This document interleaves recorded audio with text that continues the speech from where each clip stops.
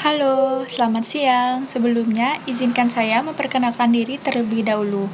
Perkenalkan, nama saya Putu Febri Armaini, bisa dipanggil Febri, NIM saya 201 03 101, jurusan TIKAB dari kelas O Etika Profesi.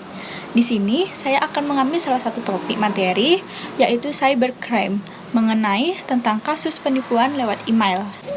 Nah, di sini saya akan menjelaskan sedikit apa sih itu cybercrime dan menjelaskan sedikit jenis-jenis dari cybercrime tersebut.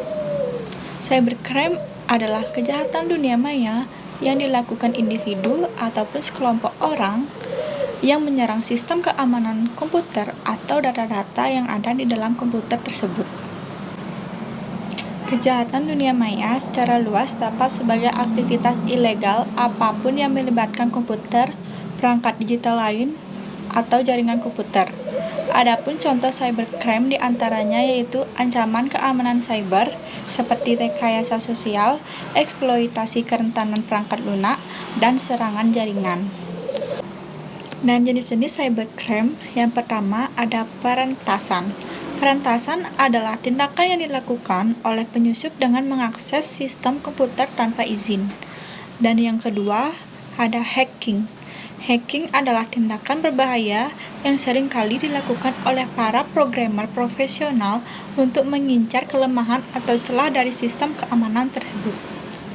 Dan yang ketiga ada carding. Carding adalah istilah yang kerap digunakan untuk menyebut penyalahgunaan informasi kartu kredit milik orang lain. Dan yang keempat, menyebarkan konten ilegal. Menyebarkan konten ilegal merupakan kejahatan yang melanggar undang-undang. Aktivitas ini biasanya melibatkan tokoh terkenal atau konten yang mampu memancing kontroversi. Sebelum saya memasuki latar belakang dari kasus tentang penipuan lewat email, saya akan menjelaskan apa sih itu penipuan lewat email.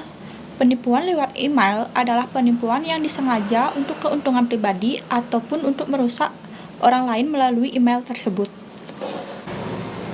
Nah, dari kasus yang saya ambil, latar belakang kasus tersebut, penipuan dilakukan lewat surat elektronik atau email. Penipuan lewat media ini bahkan diindikasikan sebagai bagian dari mafia internasional. Modus operasinya yaitu seseorang yang berasal dari luar negeri, kebanyakan dari Afrika, meminta bantuan untuk menerima transferan sejumlah dana dari proyek yang telah dikerjakan atau alasan lain ke rekening calon korbannya. Iming-imingnya, uang yang bernilai miliaran rupiah itu 30% akan menjadi milik korban. Hanya saja kemudian diketahui dari beberapa laporan, mereka terlebih dahulu harus mengirimkan sekitar 0,1% dari dana yang akan menjadi milik korban kepada penipu tersebut. Ujungnya, setelah dikirim, uang yang akan dijanjikan tidak juga diterima. Para korban pun takut dan melaporkan kasus tersebut, karena selain kasus ini terkait dengan pihak luar, mereka juga takut dengan mungkin saja malah dituduh terkait dengan penuduhan pencucian uang internasional. Kasus tersebut melibatkan pihak polisi dan pihak negeri, dan siapakah pelaku dan korbannya? Pelakunya yaitu si pengirim pesan email tersebut, dan korbannya yaitu yang mendapatkan pesan email dan mempercayai informasi-informasi yang terdapat dalam email yang dikirimkan oleh si pengirim pesan email tersebut. Dan apa yang dirugikan? Kejahatan ini memiliki motif cybercrime sebagai tindakan murni kejahatan. Hal ini dikarenakan si pengirim dengan sengaja mengirimkan email dengan maksud meminta transferan dana dengan alasan yang tidak benar. Kasus ini termasuk pelanggaran hukum, karena cybercrime ini dapat termasuk jenis illegal context. Sasaran dari kasus kejahatan ini adalah cybercrime menyerang individu atau against person. Solusi yang dapat saya sampaikan terhadap kasus penipuan lewat email tersebut adalah yang pertama, perlunya adanya cyber law. Cybercrime belum sepenuhnya terakomodasi dalam peraturan atau undang-undang yang ada. Penting adanya perangkat hukum khusus mengingat karakter dari cybercrime Ini berbeda dari kejahatan konvensional tersebut. Yang kedua, perlunya dukungan lembaga khusus. Di lembaga ini diperlukan untuk memberikan informasi tentang cybercrime dan melakukan sosialisasi secara intensif kepada masyarakat serta melakukan riset-riset khusus dalam penanggulangan cybercrime tersebut. Yang ketiga, ada meningkatkan pengetahuan dan kesadaran masyarakat tentang masalah cybercrime ini, sehingga masyarakat tidak mudah terpengaruhi dengan email yang pengirimnya kurang jelas atau isinya meminta pengiriman dana ataupun uang dan identitas diri sendiri. Yang keempat, ada meningkatnya kerjasama antara negara, baik bilateral, regional, maupun multilateral, dalam upaya penanganan cybercrime, antara lain melalui perjanjian ekstradisi.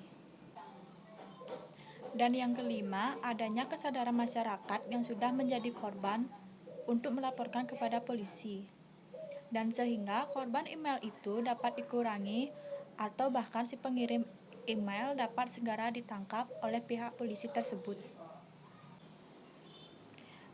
Dan cara menghindarinya, yang pertama, miliki password yang kuat dan aman di semua akun digital. Hindari menggunakan kata sandi atau password yang sama untuk semua akun digital kita, seperti email dan lain sebagainya. Dan rajinlah memperbarui password setiap 3 bulan sekali dan maksimal 6 bulan sekali, agar keamanannya terjaga. Yang kedua, pahami pentingnya merahasiakan kode OTP. Pahami bahwa kode OTP merupakan bentuk keamanan digital dalam setiap transaksi yang dilakukan secara online. Kode OTP biasanya dikirimkan dalam bentuk email oleh pihak aplikasi ataupun operator terkait itu bersifat rahasia. 3. Wajib perhatikan alamat email. Ketika mendapatkan email promosi, email informasi, dan email lowongan kerja dan lain sebagainya, kita wajib waspada dan perhatikan alamat email dengan seksama.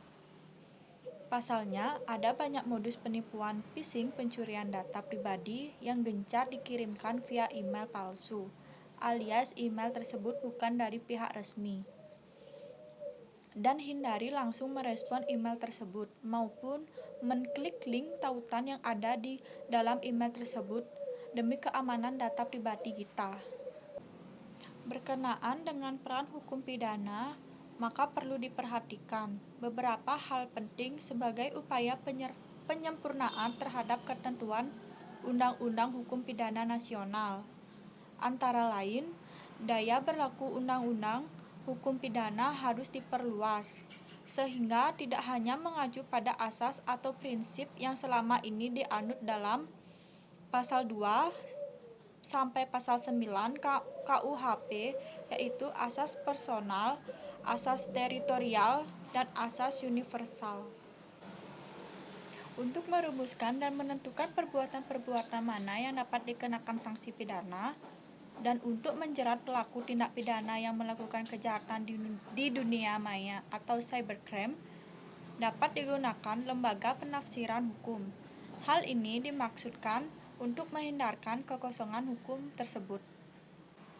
Sekian dari saya, kalau ada salah kata mohon dimaafkan. Saya tutup dengan terima kasih.